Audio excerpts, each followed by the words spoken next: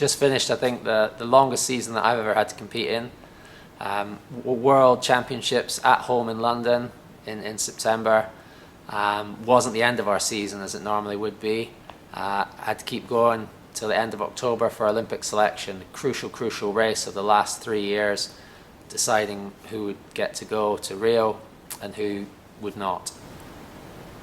It seemed like a long time waiting to know whether I'd get that chance. Everything I've done for the last few years has largely been aimed at competing in Rio, at going to try and win medals, try and get on the podium at the Olympic Games, try and compete in my third Olympic Games, and so relieved to be going, excited to be going, pleased that things have come together, especially as I'll be competing in both the C1 and the C2, which really was my big ambition to get there in both categories. The Olympic selection races that have just gone, we had 3 races over 3 days. Each day I had to race the race in the C1 and the C2. Our Olympic selection had actually started slightly earlier in the year with the World Championships. So not only was the World Championships a home race and the World Championships, but it also was absolutely critical for being selected to go to the Rio Olympic Games. Having performed well there, having won in the C1 and having finished 5th in the C2, and almost more crucially, also having been the top British boat in both those categories, gave me a good advantage in both the C1 and C2 running into the selection series at the end of October. It meant that instead of having to win 2 of the 3 races, I just had to win 1 race. 1 race in C1, of course, and 1 race in C2.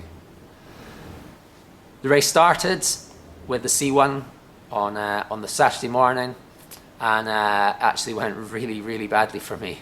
I had a fantastic run until 3/4 of the way down the course, and then going into a big drop at the bottom, I managed to clip my paddle on some blocks on the way into an upstream gate, knock my paddle out of my hand, fall in, struggled to actually get my paddle back in my hands and roll up, by which time I'd missed a couple of gates.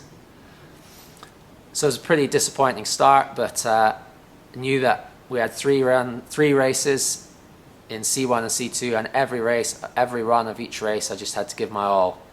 With 2 runs per race, that was 12 runs I was going to have to do, and I had to be ready whether I won it on the first day or the last day. I had to be ready to give my all from start to finish.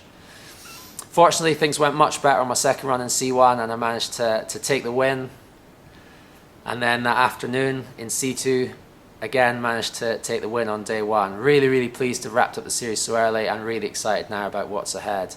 It's just, so exciting to actually be able to say I'm going to Rio, I'm going to the Olympic Games after so long striving to do that. 2 weeks until we first head out there. The course has only just been finished late this summer. No one's really seen it yet from the international community. No one's been paddling there.